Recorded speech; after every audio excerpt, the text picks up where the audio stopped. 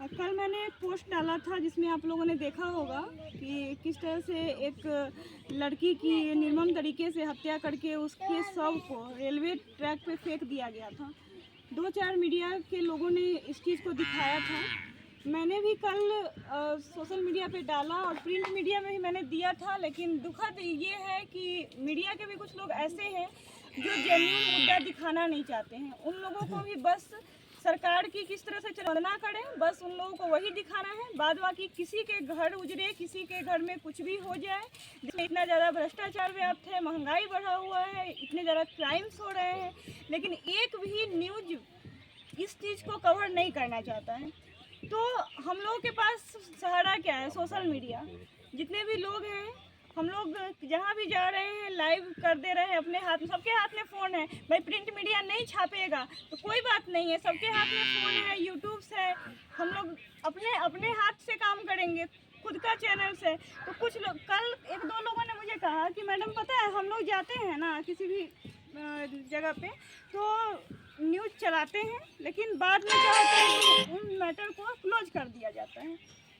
फिर 1-2 लोगों ने मुझे ये भी कहा कि पता है मैडम, यूट्यूब वाले जो लोग हैं ना, यूट्यूबर्स लोग जो क्या करते हैं, कुछ पैसे के लिए कोई भी न्यूज़ दिखा दे रहे हैं, ठीक है। तो मैं अभी अपने इस वीडियो के माध्यम से मैं उन लोगों को भी बताना चाहती हूँ कि अगर छोटे छोटे यूट्यूबर्स अगर समाज के मुद्दों को नहीं दिखाएंगे तो इतना आप समझ लीजिए कि कोई भी बड़ा मीडिया आपके यहाँ नहीं आने वाला है।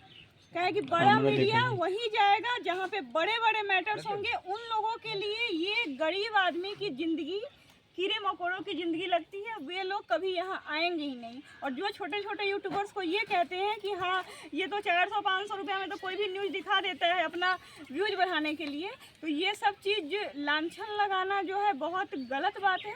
और मैं यहाँ पे इसलिए आई हूँ कि देखिए कितना बड़ा घटना है ये, और कोई भी न्यूज़ वाला इस चीज़ को चला नहीं रहा है। ऐसे मीडिया को ही मैं सचेत करना चाहती हूँ कि अगर आप लोग सरकार का गुणगान अगर इसी तरीके से करते रहेंगे तो वह दिन दूर नहीं है जब हमारा देश फिर से गुलाम हो जाएगा। आज देखिए पीड़ित परिवार के हम यहाँ आए हैं और ये पीड़िता के पापा हैं, ये भाई हैं, यही उनका घर है। और ये लड़की पढ़ाई करती थी सीतामढ़ी में, अच्छी लड़की थी, पढ़ने में तेज तर्रार थी। और कोई भी गार्जियन का सपना होता है कि मैं अपनी बेटी को पढ़ाऊं ताकि वो अच्छी जीवन जी सके, नौकरी हो नहीं हो अलग बात है, लेकिन शिक्षित रहे ताकि वो हर चीज़ अपना अच्छा बुरा समझ सके। सरकार भी कहती है कि बेटी बचाओ बेटी पढ़ाओ, बेटियों को पढ़ाना चाहिए, लेकिन यहाँ पे बेटियाँ पढ़ नहीं रही हैं। यहाँ देखिए तो बेटियाँ हर पल मर रही हैं।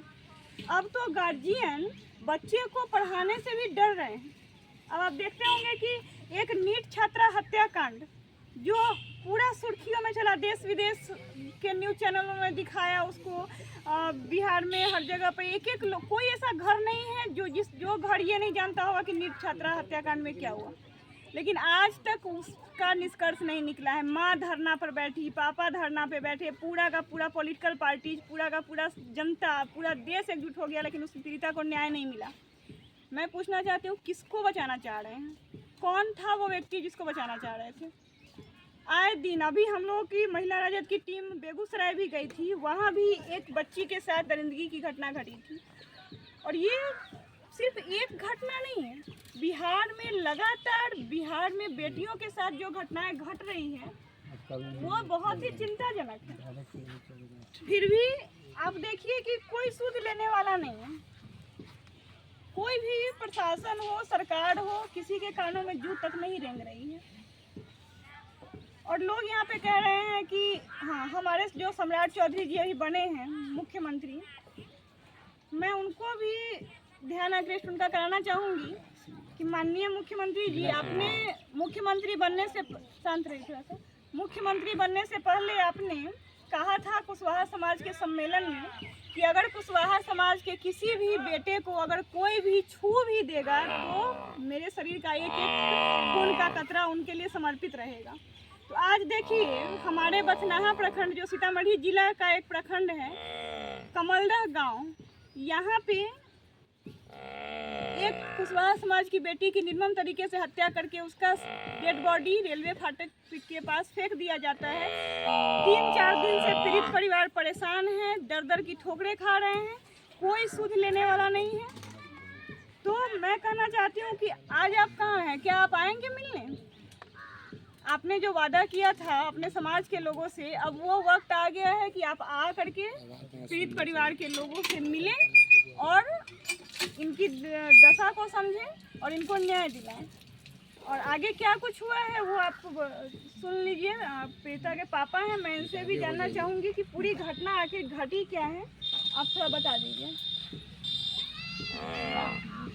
31 मई रविवार दिन को हमारी बेटी हमारे घर पे गर्मी के छुट्टी पर आई हुई थी। शाम को हम उसको लेकर डेरा पर पहुंचा दिए, सब्जी वगैरह कीन दिए। वो बोली हमारी बेटी कल से इंग्लिश की क्लास स्टार्ट होने वाली है पापा। सोमवार से उसकी क्लास 1 जून से स्टार्ट होने वाली थी। हम उसको डेरा पर रख दिए और सब्जी वगैरह राशन वगैरह खरीद के रख के हम 7:30 बजे चले आए। उसके बाद सोमवार को 1 जून को हमको एकाएक सूचना मिला कि हमारी बेटी को 100 रेलवे फाटक के पास है। हम ये सुनकर बेहोश हो गए और ये हमारे ग्रामीण भाई बंधु बेटा सब लोग गए और उसके बारे में वो हमारे बेटा से अब बात कीजिए। हम तो सदमे में हैं, गम में हैं। कोई बात नहीं, बताइए थोड़ा, क्योंकि मामला सारा हम लोग जान ही रहे हैं, फिर भी हम चाहते हैं कि आप खुद बोलो बताएं। जैसे ही मुझे कोई आदमी वहाँ पे कॉल करके बताया कि पिंकी का सब अमरघट्टा गुमती से पश्चिम साइड में पड़ा हुआ है, आप उनके घर के आदमी है, यहाँ पे जल्द से जल्द आ जाइए।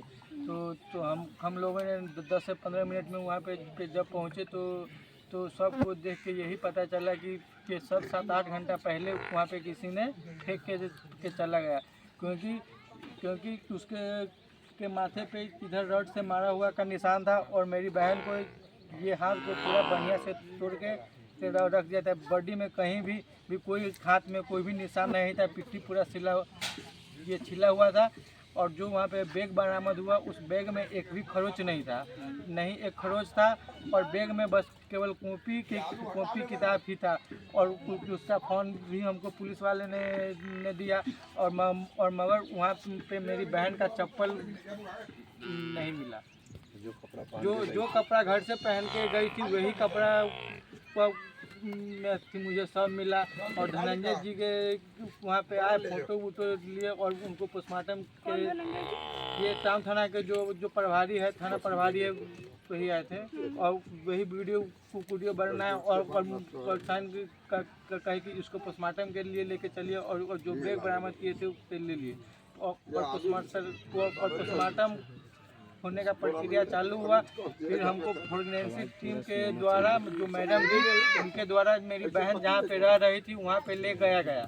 तो उस रूम महिला से ये पता चला कि मेरी बहन 10-10:15 में रूम से नहा वहाँ कर निकली, नहा कर पूजा वूजा कर 10-10:15 में 1 जून को निकली। और जैसे ही हम थाना जो मैम गए थे वो मैम गए थे तो वे मुझे बोले कि ये रूम कैसे खुलेगा। तो मैंने बोला कि मैम ताला तोड़ दीजिए।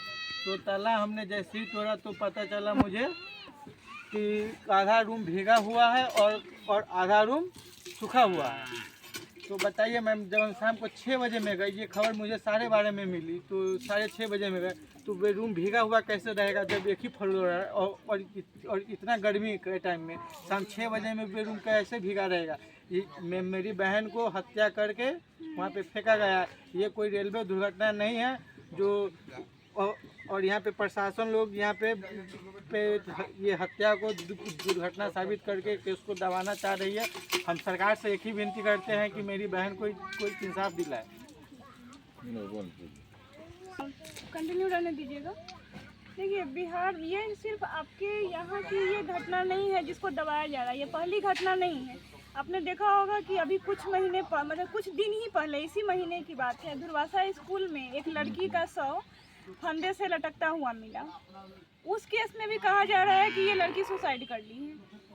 तो यहाँ पे क्राइम इतने ज़्यादा बढ़ गए हैं, पुलिस प्रशासन के कंट्रोल से बाहर है, सरकार के कंट्रोल से बाहर है ये सारी चीज़ें कि इन चीज़ों को रोका जाए, और जो पीड़ित परिवार है उन्हीं को परेशान किया जाता है। यहाँ पे मान लीजिए आपके घर में कोई घटना घटी तो आपको आगे जाना है, आप कोर्ट जाओ, कचहरी जाओ, प्रशासन के दरवाजे पे चक्कर लगाओ, एसपी, डीएम, थानेदार, टोटल के यहाँ दौड़ते रहो, चप्पल घिस जाएंगे, पैर घिस जाएंगे, लेकिन न्याय नहीं मिल रहा है।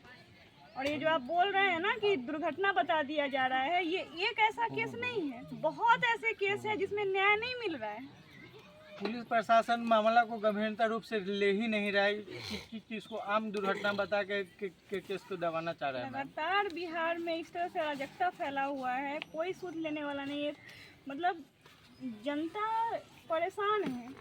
अभी जो टीम बना हुआ है मंत्रालय का, देख लीजिए ना, हम लोग तो लगातार जहाँ भी जा रहे हैं मुद्दा उठा रहे हैं। स्वास्थ्य मंत्रालय जिनके हाथ में गया, एक सेंसिटिव होता है वो चीज़ें कि किसी के स्वास्थ्य से जुड़ा